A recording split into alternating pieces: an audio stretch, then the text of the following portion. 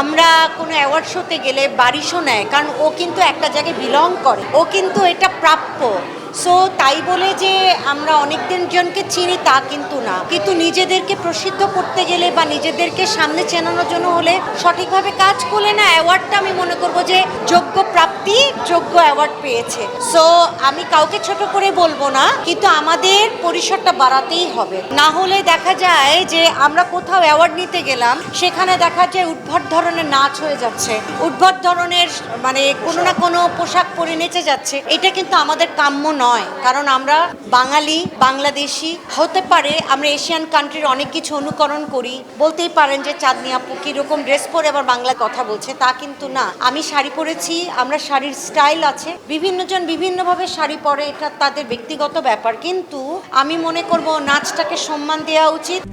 RICL TMX, যুগের পর যুগ স্থাপনা থাকে মজবুত।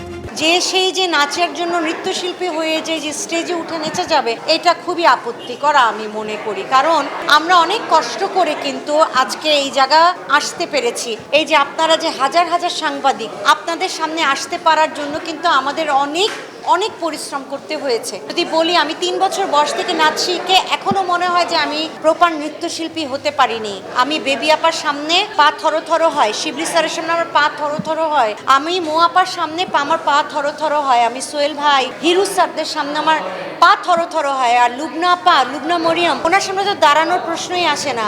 সে জায়গায় হুট করে উঠে একটা জায়গায় আমি নেচে ফেললাম, আমি নাচই জানলাম না, এটা কিন্তু আসলে খুব কষ্টদায়ক। আমার মনে হয় আগে জেনে নিন, তারপরে নাচুন।